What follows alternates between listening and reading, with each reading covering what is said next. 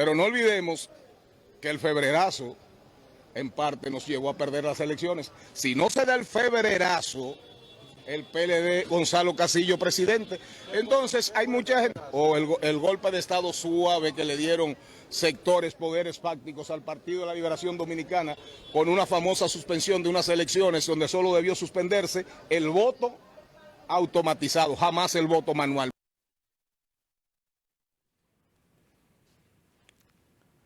Bueno, nosotros tenemos ahí unas aseveraciones bien interesantes y, si se quiere, preocupantes, porque Charlie Mariotti habla de sectores fácticos que propiciaron una especie de golpe de Estado.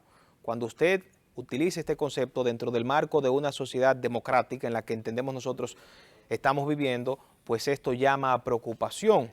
Y llama a preocupación mucho más porque si lo dice un Juan de los Montes no es nada, lo está diciendo una persona que maneja información, lo está diciendo una persona que tiene una responsabilidad con el principal partido de oposición en estos momentos, independientemente de las realidades que puedan evidenciar en cuanto a la campaña actual, algunas encuestas.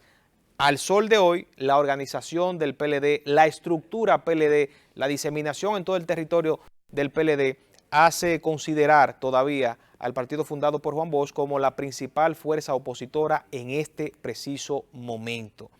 Ahora, otras cosas que acotar. Si bien nosotros reconocemos que por su histórico accionar en la política, Danilo Medina ha sido el playmaker, por lo menos hasta el 2008, de todos los triunfos del PLD, de todo lo que pudo haber logrado el Partido de la Liberación Dominicana, no menos cierto es que hay una realidad en cuanto a su salud. Danilo Medina tiene una condición de salud que nosotros entendemos no le permite llegar por lo menos hasta una participación aceptable en cuanto a las decisiones que pueda tomar ese partido en torno al proyecto Abel Martínez, presidente.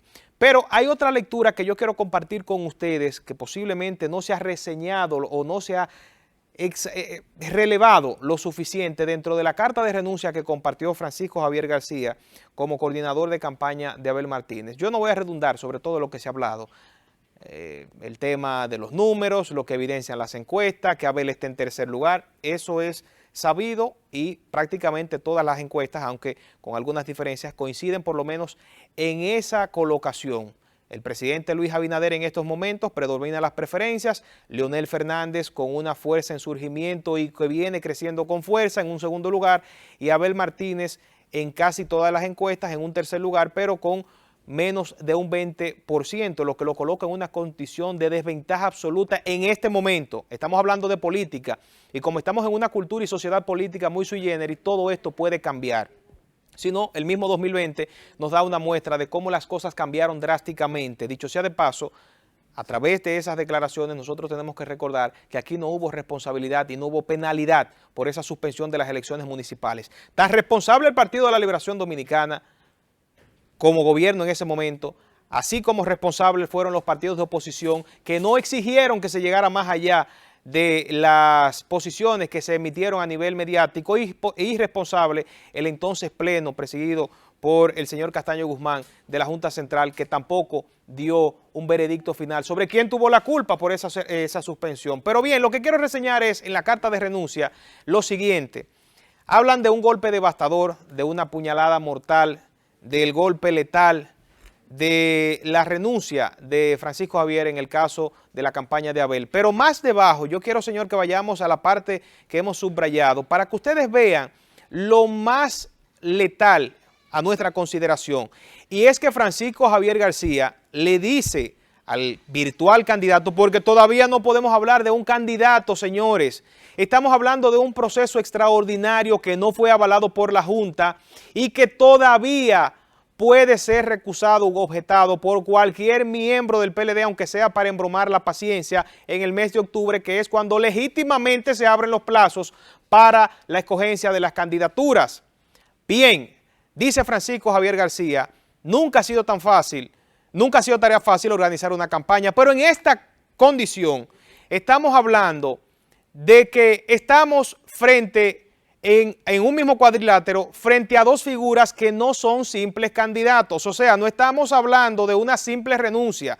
e independientemente de la diplomacia que utiliza Francisco Javier, indicando que el candidato Abel Martínez, su virtual candidato, tiene muchas condiciones, que es un joven talentoso, independientemente de eso, concéntrense en esto. Miren, estamos enfrentando a dos figuras que no son simples candidatos, sino a estadistas de experiencia que han pasado ya las pruebas de ser candidatos varias veces.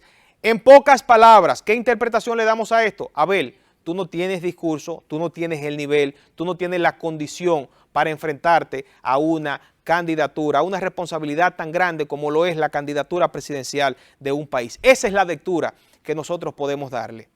Porque si bien usted me puede decir a mí, bueno, pero desde el año 2012 se sabía que el presidente hoy, Luis Abinader, le decían Tayota. Sí, pero era Tayota en el tema del carisma y de la conectividad que pudo haber establecido con el electorado en ese momento.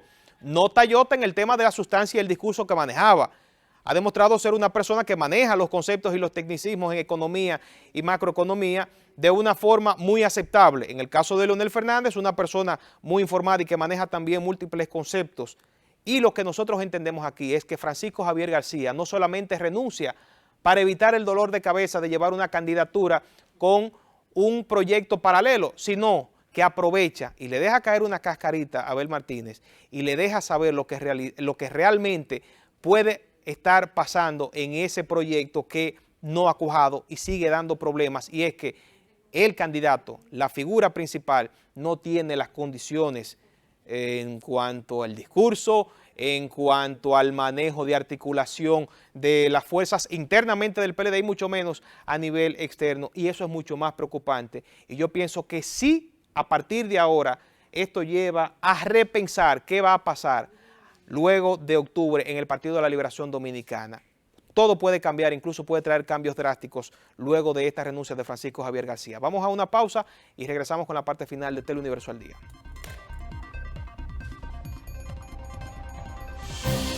Ya regresamos después de la pausa.